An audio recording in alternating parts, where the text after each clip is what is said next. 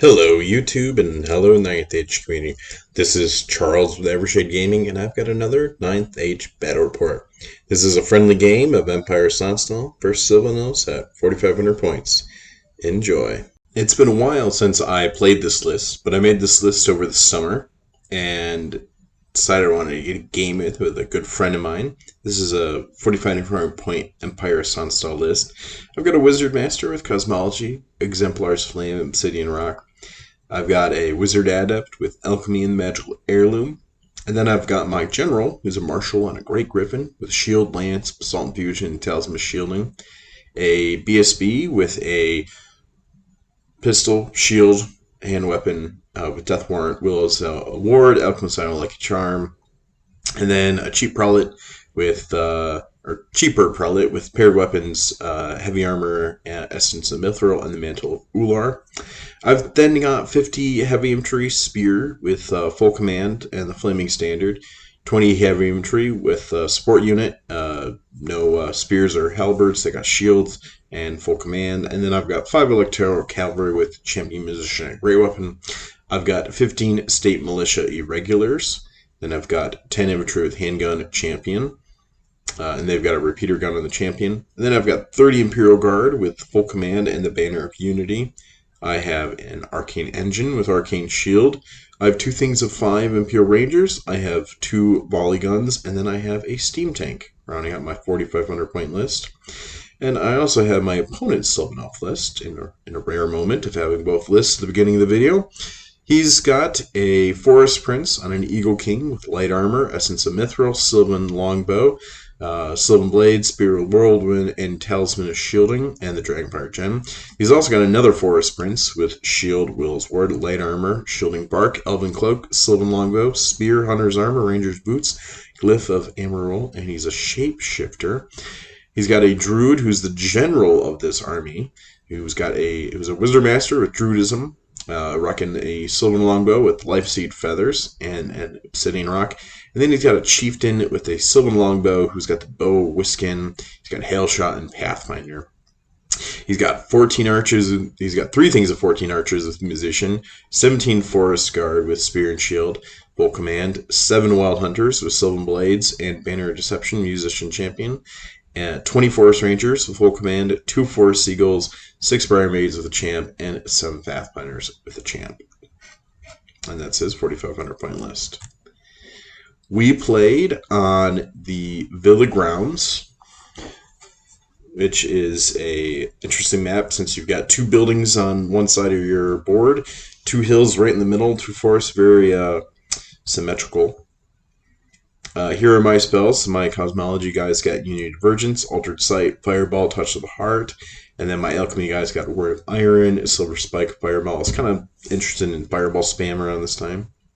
And here's my deployment. So I was able to deploy first, and I deployed so that I could go second, since I know that my volley guns cannot be in range of any of his stuff turn 1.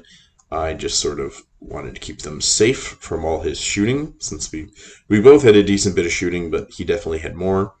On my left here, I've got 5 Electoral Cavalry, 10 Handgunners, my Great Griffin General, 30 Imperial Guard with both the Prelate and the BSB, a volley gun and a field behind it, 50 Heavy Infantry with Spears, the Arcane Engine, the 20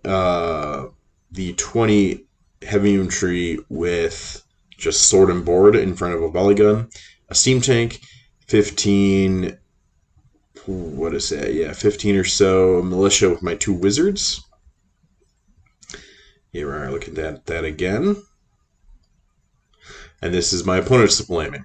So he's got his 5 Briar Maids on the left, his Eagle King with his 7 Wild Huntsmen right there. Actually, it looks like we're playing Encircle, and I took Big Center.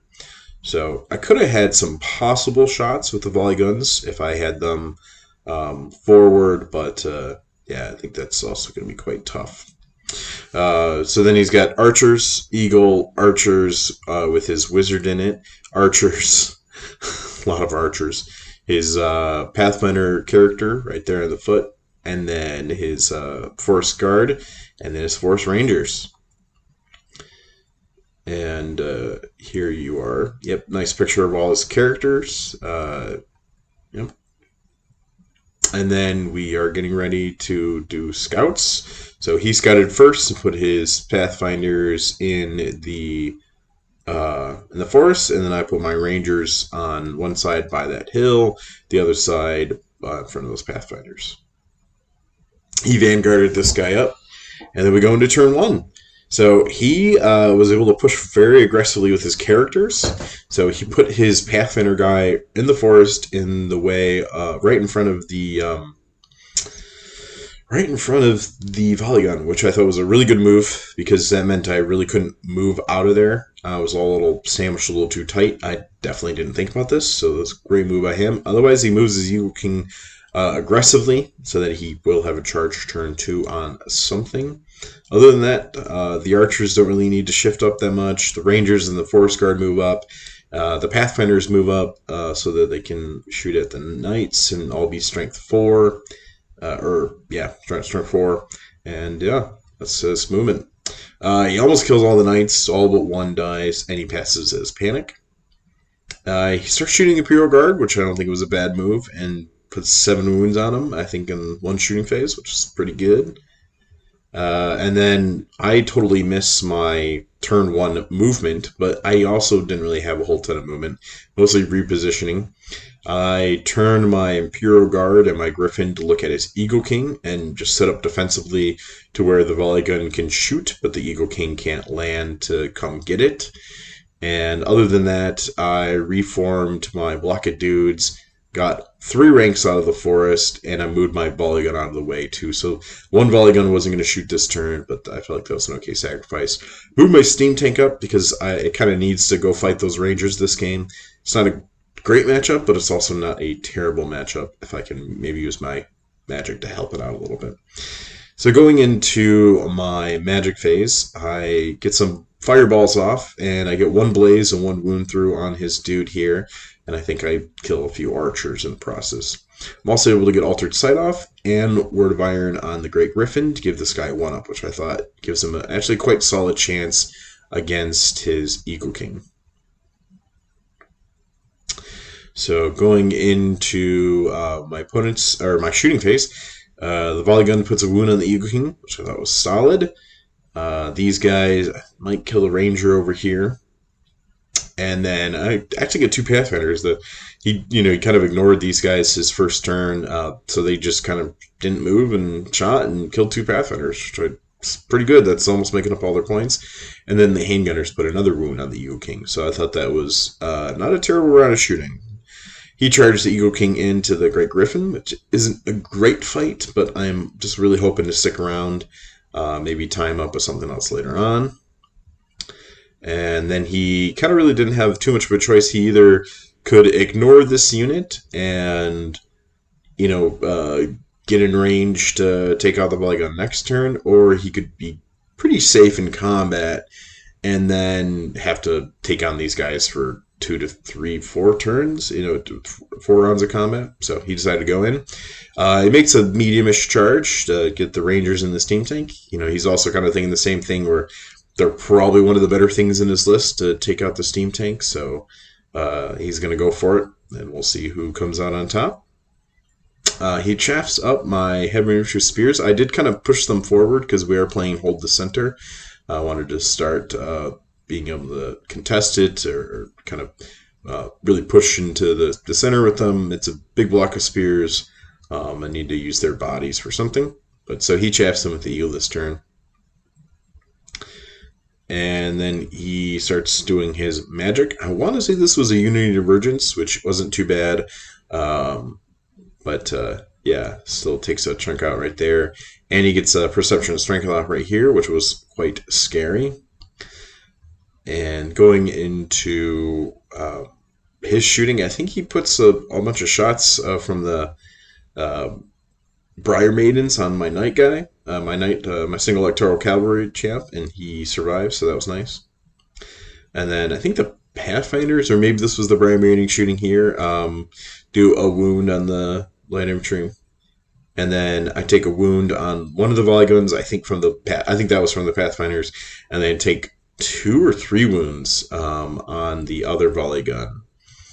So yeah, kind of a tough shooting phase. And then this is how the rest of the turn goes out. So I want to say the steam tank makes no wounds. I think it was just a bad roll on his part and good armor saves on my part. And then I charged the eagle with my spearman, kind of knowing that I kind of figure out something. And then I move up my militia to kind of pick on those forest guard. The shapeshifter dude's kind of really tied up right now. He's not chewing through the parry spears very fast, the parry shields. And yeah, kind of other than that, this is what the battlefield's looking like. I'm able to flank charge the Eagle King with the light infantry. I'm hoping just to break him this turn. He didn't do any wounds to me because I had a 1-up armor save. I'm kind of thinking I might just try the same gimmick again and see how that goes. And then other than that, I do move up my Imperial Guard so that they're ranged to the center too.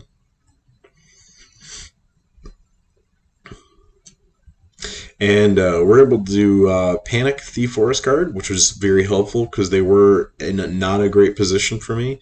It could have been a bad flank charge, or it could have just been a threatening. They're really just a threatening position that I needed to deal with. So I thankfully caused a panic check. That was very fortunate.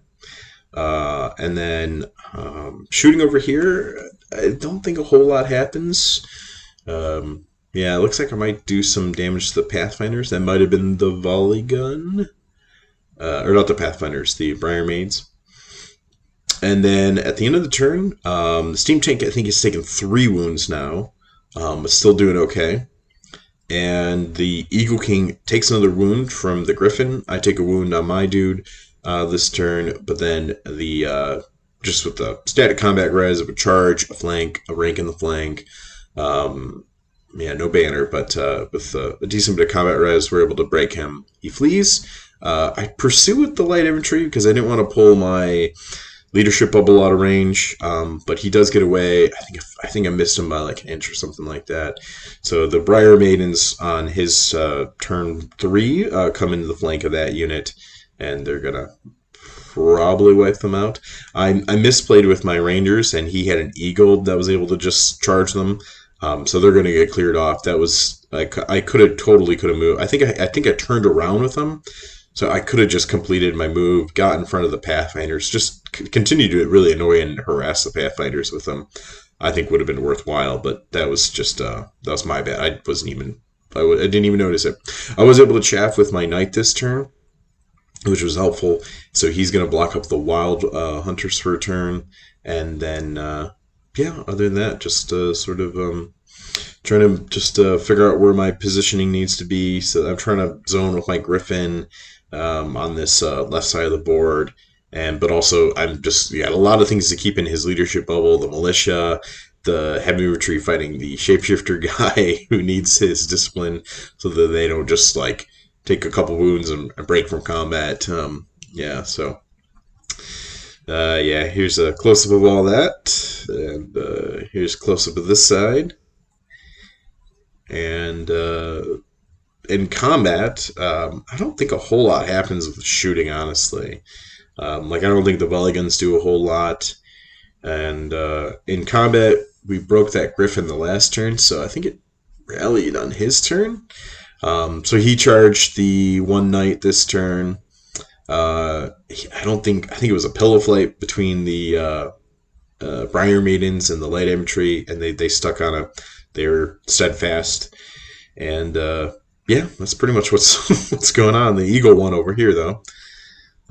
Yeah, this guy's just slowly taking his time going through this unit, and the Steam Tank is triumphant over the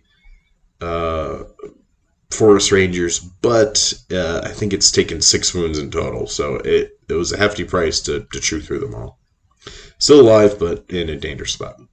So on my turn 3, I'm charging the Steam Tank into the Forest Guard. I've got my spearmen on the center objective. Should be able to at least tie it, or if I can get lucky with steam tank, break them. That'll be very fortunate. The Imperial Guard charge the Eagle, and they have a 8 or so overrun, I believe, into one of the archer units, which would be excellent to start just picking up those points for those archers.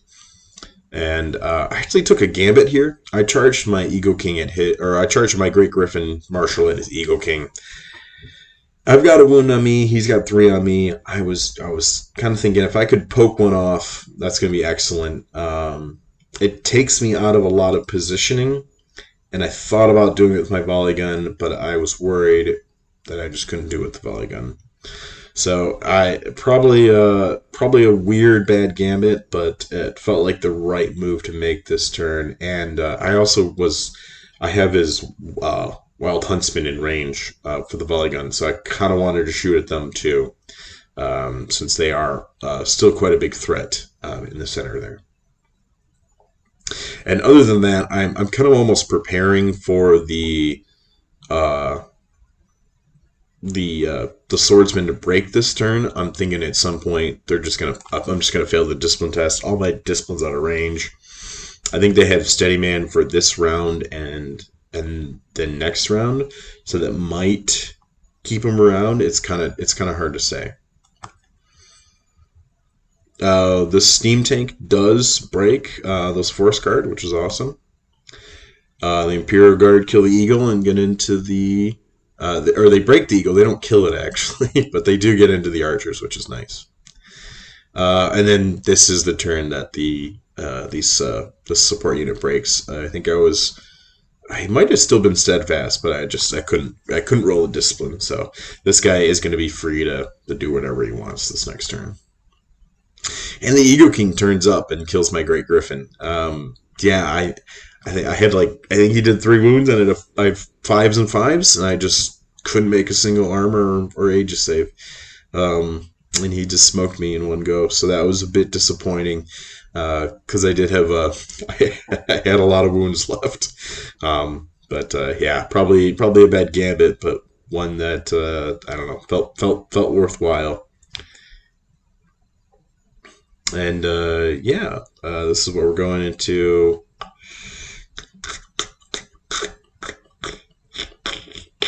Yeah, I think that's just a picture of showing or 2 things are happening in this picture. He moved his Wizard Master into a different unit, and he was able to charge with the Pathfinder. He's actually gunning for the steam tank with the Shapeshifter dude on foot. He kind of put him in the corner on the militia. He's going to get an overrun. It's going to be kind of tough. Eagle King comes into this volley gun. He's trying to get revenge. This is what the rest of the board is looking like. Oh yeah, so yeah, I think I did shoot it as Wild Huntsman, and I killed all but 1, so that was pretty nice. He's got 1 Briar Maiden left who's chaffing my Spearman. At this point, I'm pretty sure I've just won the center objective, but I also got to make sure I keep it. Don't want to run away or anything. And that's the 1 Briar Maiden holding on the spears. He gets Altered Sight. I think he's maybe trying to pick on my steam tank. Yep. Eagle King kills the volley gun. Wow, really flash forwarding here. So I think as you can see, both volley guns are dead by the end of turn 4 for my opponent. And I guess the thing that happens really is that the Shapeshifter guy is going to get into the steam tank. He causes a panic. I just set this up so horribly. I was trying to avoid this, but I ended up making it worse. Where I panic with the militia. He only kills like 3 or 4. Panic with them. They flee. They hit my rangers with my wizards in it, who also flee. They don't all. The Pathfinder or the rangers and the wizards don't go off the board, but the militia do. They just so wide, they just run. They just go all the way off the board. So kind of set that up terribly for the panics, but ends up not being so terrible because on my turn 4, the wizards and the rangers do rally. So it was extremely lucky. It was only a 7, didn't need to happen, but it was very powerful because the magic ends up helping me out in the end. These guys flee from a charge from my Imperial Guard, and he just rolls like so low. I think he rolls like a 3, and I'm able to catch them on like kind of a like probably like an eating a 9 or so on the dice. Put on the double on myself, so again kind of longer charge, but able to make it with infantry. That was big, so they get caught. That's his Wizard Master, and yeah, as you can see, I think one of the turns he shot at the Rangers and killed all of the Rangers, but the Wizards were alive. So the Wizards are just by themselves. And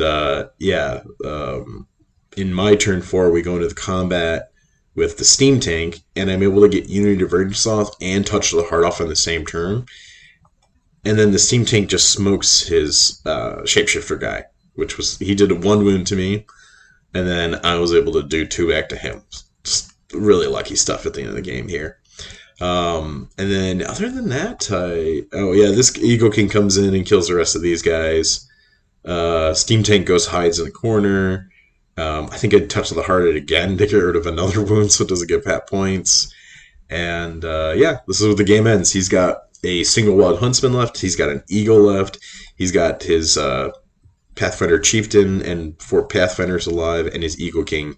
He's doesn't have any wounds on him, but he never was able to take those off. So he's got 3 wounds on him, so he is giving up half points.